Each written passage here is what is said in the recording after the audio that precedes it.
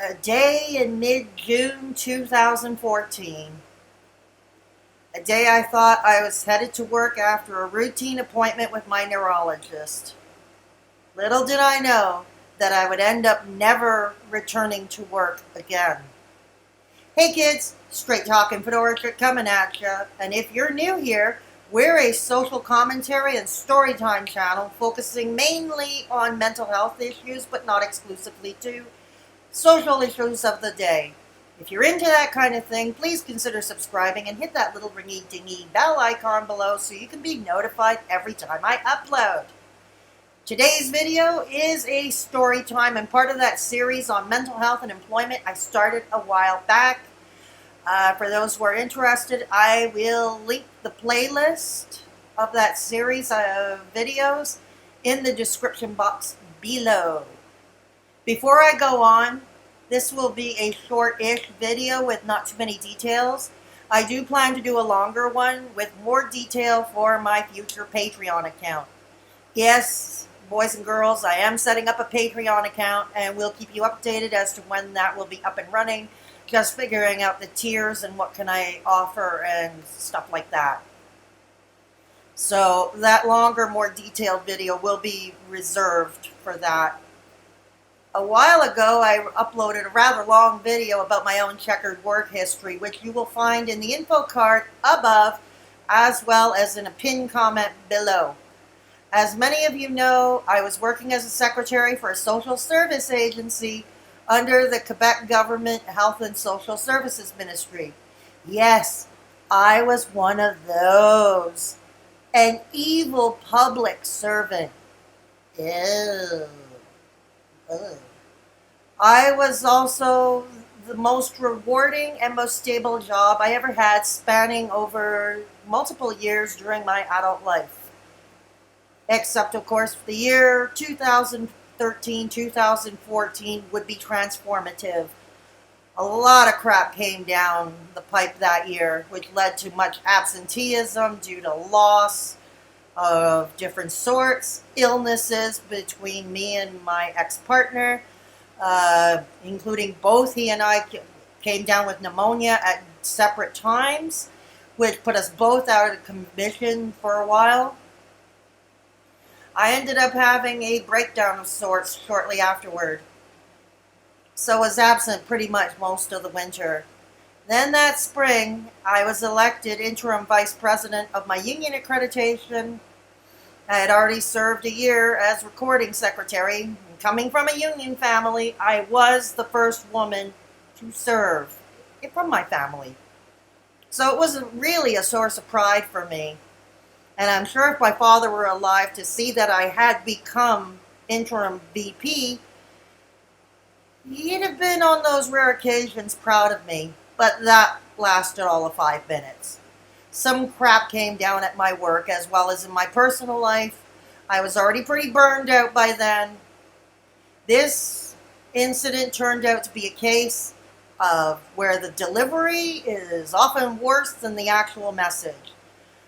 It was that late afternoon, just before quitting time, my supervisor handed me a letter with a threat of dismissal just before she left for the evening for her 3-week vacation.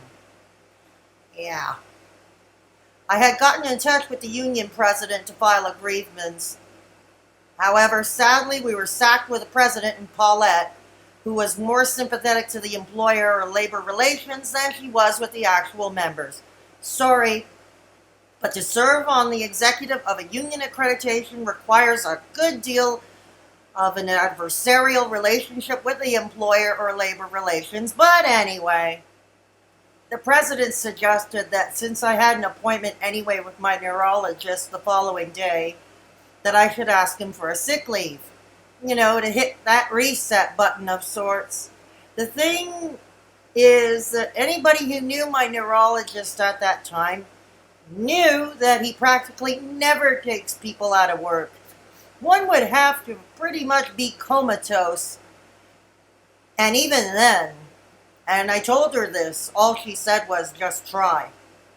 The following morning, I went to the neurologist with the intent of going to work right after my appointment as usual. I was dressed for work, I had my lunch, and whatever else I needed for my day in tow. When he called me into his office and he asked the ceremonial questions about my headaches, short term memory lapses, I just started crying. I burst into tears. I literally had an emotional breakdown, and before I knew it, it's to the point where I don't remember much else that happened in his office. I still don't remember it much to this day. All I remember telling him was I was not okay because they don't want me to be okay. And then zap. I don't remember much else afterward.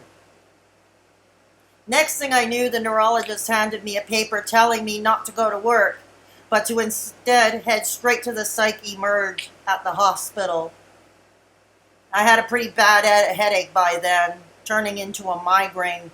So I took a taxi to the hospital, leaving messages with my replacement supervisor and his secretary that I would not be going into work that day, that the doctor was sending me to the ER directly. Since I knew my cell would likely be confiscated at the hospital, I had texted my ex to let him know where I was headed so he wouldn't worry.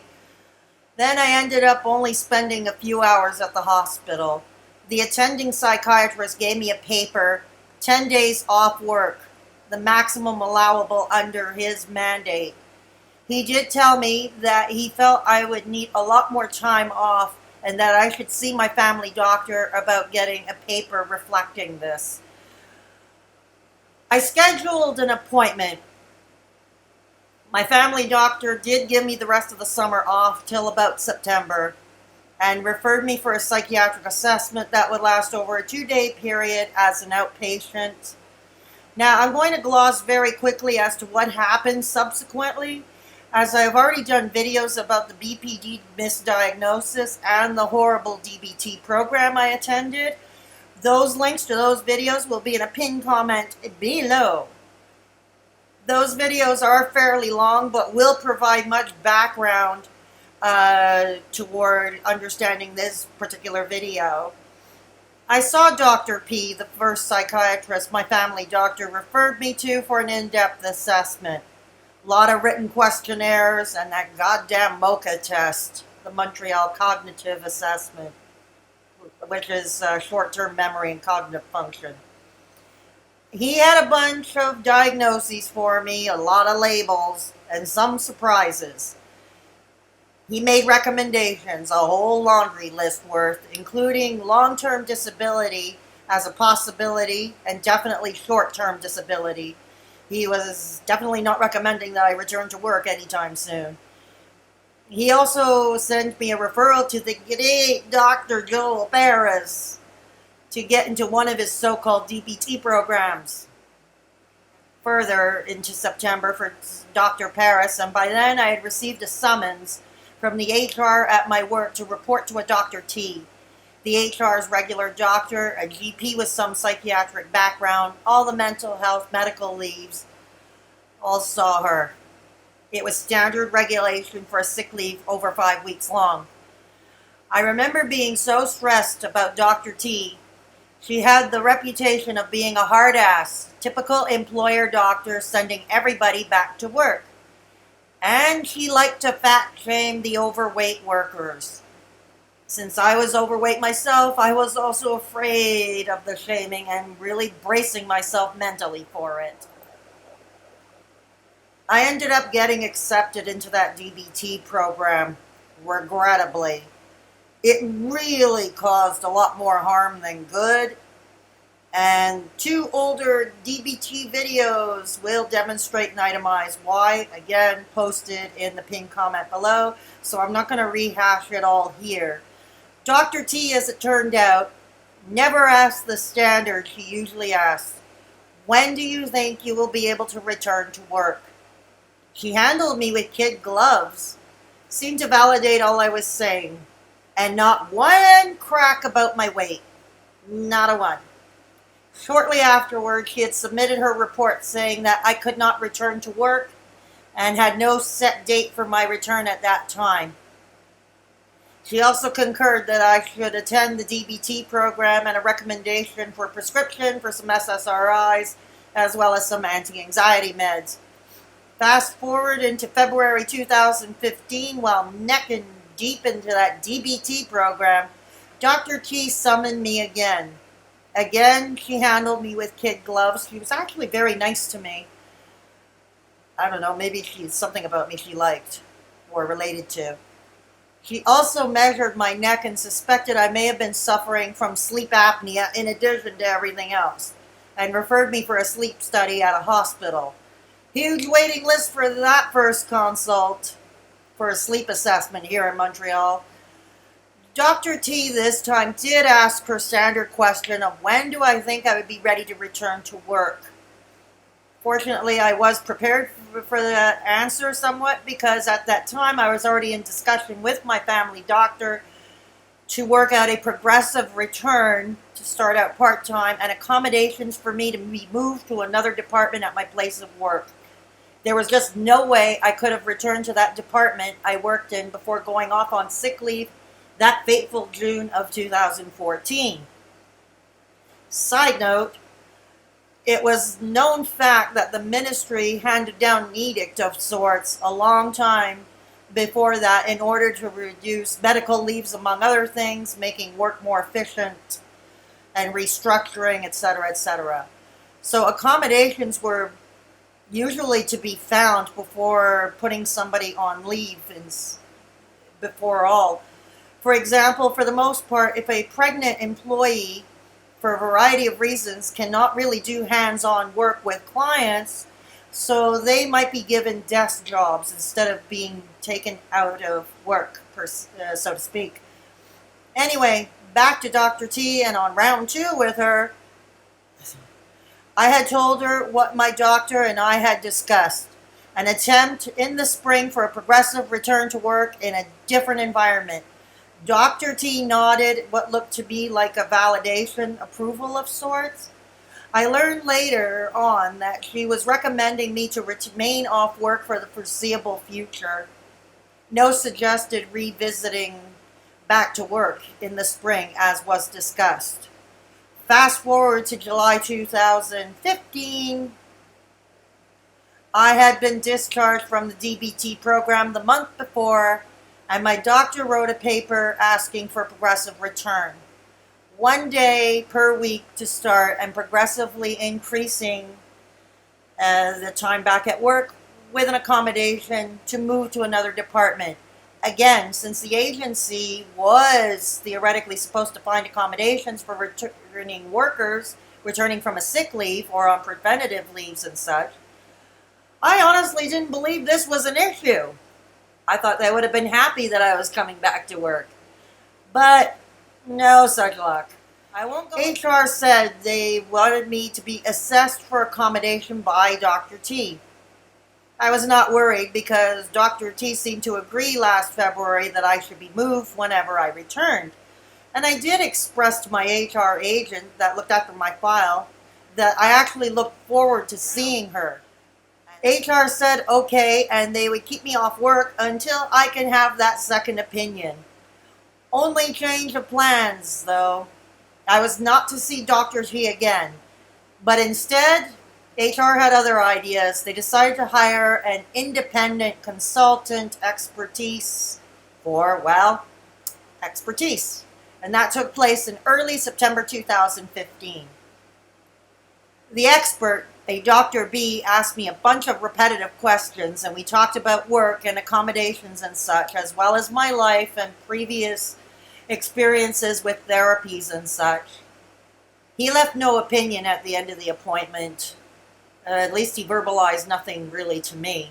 The following month, I received a letter from HR as well as a copy of Dr. B's expert report.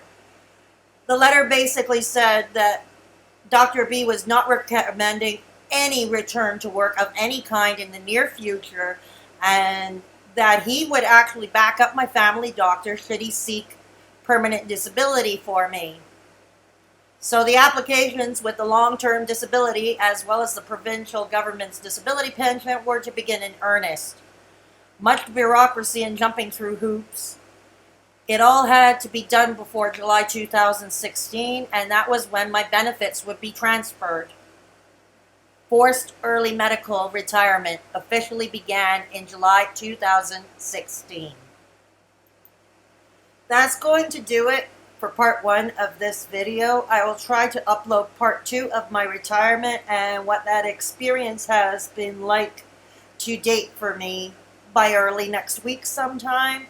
I can't really promise schedules because I am going through a lot of difficult days as of late. I'm still recuperating also from the 2 falls I took last Sunday, but I will do my best. Don't forget to tune in tomorrow night.